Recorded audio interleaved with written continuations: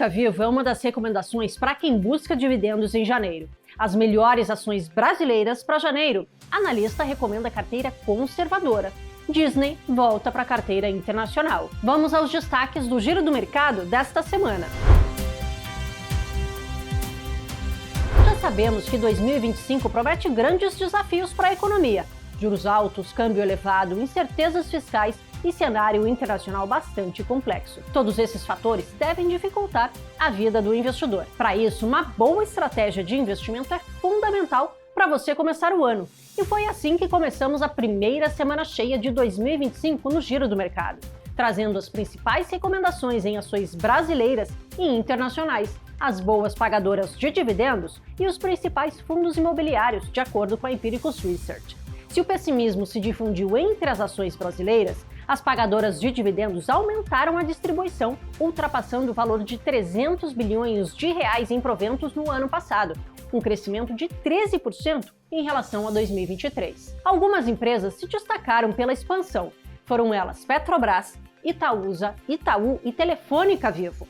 Para este ano, a notícia é boa. Estão provisionados mais de 80 bilhões. Rui Hungria, inclusive, ressaltou a perspectiva positiva para a Telefônica, dada a característica sólida do negócio. A perspectiva é positiva, mas tem vários fatores que ajudam nisso, né?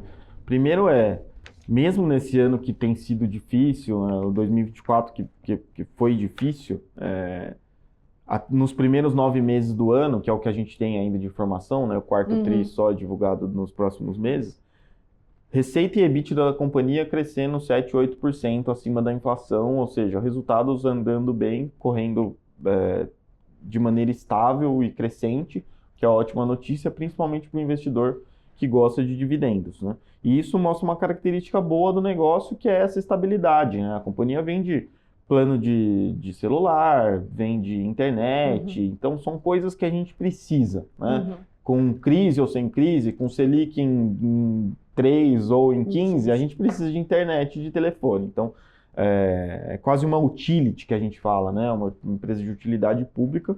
Então, é um tipo de negócio que não é muito cíclico, né? Então, mesmo num cenário de piora de perspectivas, a gente não vê o negócio da Vivo piorando muito por causa disso, né? Então, esse é um primeiro ponto. O segundo ponto a Vivo fez muitos investimentos nos anos anteriores, desde compra de ativos da Oi, investimento pesado em fibra, leilão de 5G, então muita coisa que a companhia investiu nos últimos anos que ela precisou reter um pouco desses dividendos para conseguir fazer esses investimentos, né? E agora essas obrigações elas reduziram e ela tem conseguido aumentar o pagamento de dividendos. Então, outro ponto a gente teve a melhora de resultados e redução da necessidade de investimentos, contribuindo para esse aumento de dividendos, né?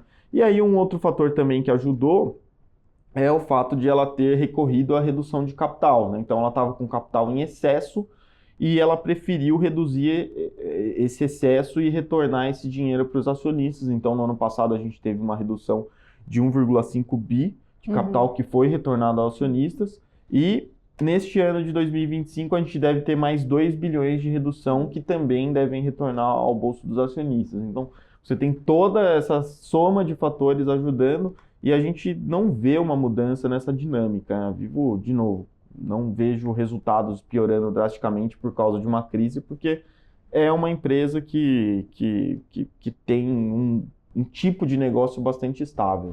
Com o fiscal reinando sobre o cenário macroeconômico brasileiro, as ações carecem de bons gatilhos para conseguirem a recuperação tão esperada pelos investidores. Na visão de Larissa Quaresma, a primeira reunião do Comitê de Política Monetária do Banco Central em 2025, marcada para os dias 28 e 29 de janeiro, deve ser o fator principal que determinará o desempenho das ações nesse início de ano. Por isso, neste momento, a analista recomenda uma carteira de ações ainda mais conservadora, com 25% de peso em exportadoras que têm receita dolarizada, 25% no setor elétrico e 30% no setor financeiro. A gente começa 2025 com a carteira 10 e 10 de janeiro muito conservadora.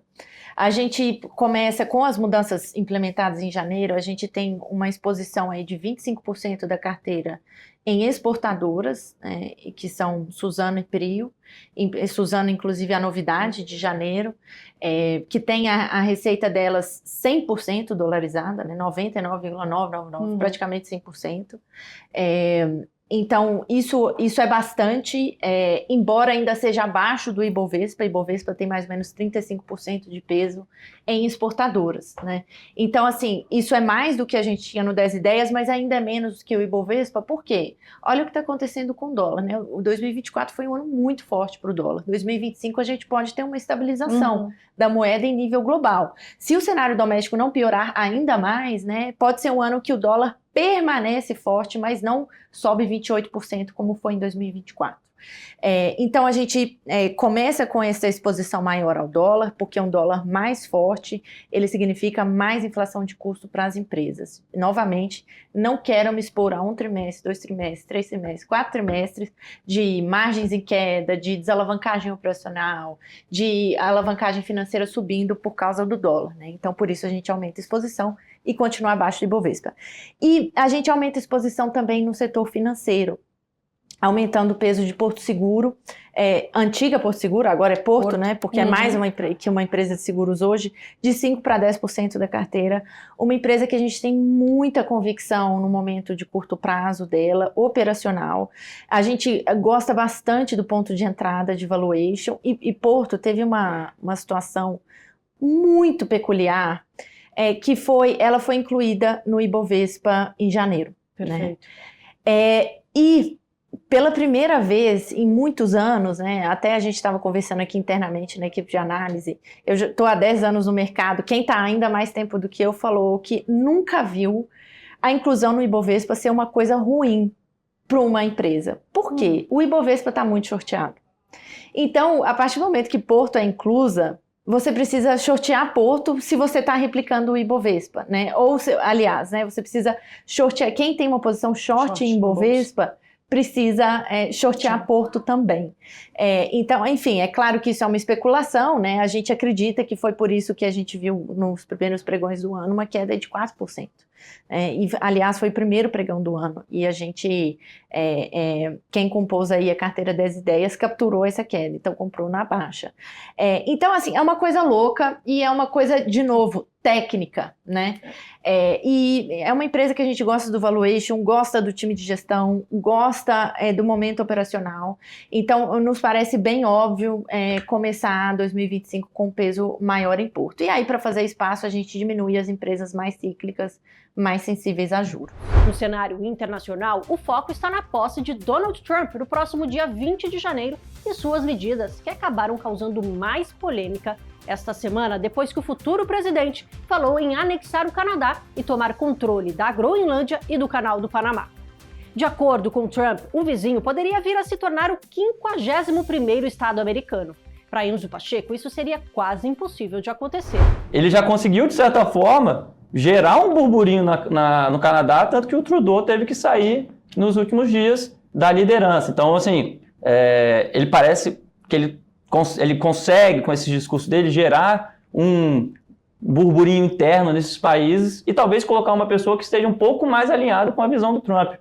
Enfim, mas isso é só gogó do Trump, não acho que vai conseguir. E nada de impacto de curto prazo também, se for algo... não acho que seja isso tão problemático, acho que os mercados não estão tão preocupados assim. A gente, obviamente, vai ver manchete, vai ver o Trump comentando, e aí o primeiro-ministro do país em questão também comentando, mas assim, acho que parece, às vezes, mais jogando para a torcida, para o pessoal dele, do que alguma coisa prática de fato. De novo, eu nunca gosto de desmerecer o que a pessoa fala, né? Afinal de contas, a gente está falando do presidente da maior economia do mundo. Sim. Tem que ser levado a sério. Mas ele conseguiria, de fato, colocar isso em prática? Esse aí já é um outro ponto. Então, não acho que seja problemático assim, para os mercados. Vai gerar burburinho, vai gerar volatilidade, mas efeito prático acho que é mínimo. E em janeiro, o analista recomenda a volta de Disney para a carteira internacional. O próprio Trump, na esteira dos acontecimentos, ele já meio que se posicionou, esses middlemen que a gente chama, né, tipo assim, essa pessoa no meio do caminho que tem um paciente com a empresa e ele fica ali tentando negociar para as duas partes. E ele já fez alguns posicionamentos negativos que acabou pesando nesse papel e também em outras empresas do setor. Então, eu acho que foi uma oportunidade interessante, mas ciente de que uma valorização boa do papel talvez seja necessária a gente vender. E aí, uma ação que eu coloquei de volta na carteira, que eu tinha tirado, né, em relação a dezembro, foram as ações da Disney, que aí também é uma questão bem técnica, né? A gente tinha as ações da Disney na carteira de novembro. Ela subiu muito na esteira do resultado, saiu dos 90 para os 120 dólares. E eu achava que naquele momento ali, quando você olha indicador técnico, indicador de mercado, poderia também gerar, o papel pelo menos ficaria ali meio que no 0 a 0 ao longo de dezembro. E foi de fato o que aconteceu. Não foi nem 0 a 0, caiu um pouco no período. Mas eu gosto hoje ainda da tese de Disney. Eu acho que a empresa ela tem alguns diferenciais importantes. Ontem até ela divulgou que cerca de 157 milhões de pessoas já estão utilizando seu serviço de streaming com publicidade.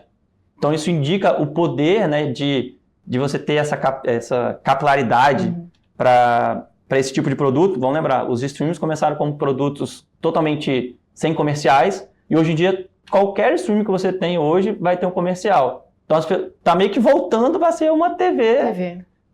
A cabo, só que você escolhe qual canal você vai querer assinar, né?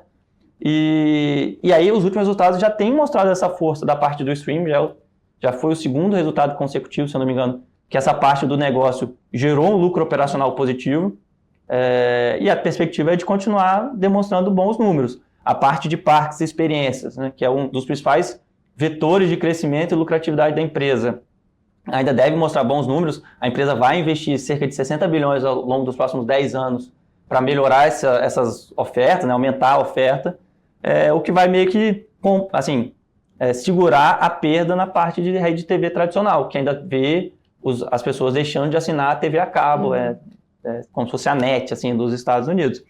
E aí, como você teve essa questão técnica envolvida, eu acho que aí nesse caso juntou, né, tanto técnico quanto fundamental. Eu gosto dos fundamentos de Disney hoje, e aí juntou com um técnico um pouco melhor também, e a gente acabou retornando com a ação para a carteira. Até então, médio peso, né? 10%, 10%. né? Eu acho que assim, eu tinha em Disney, até pouco tempo atrás, uma tese talvez de alta convicção. Excelente fim de semana e nos vemos no próximo Giro da Semana.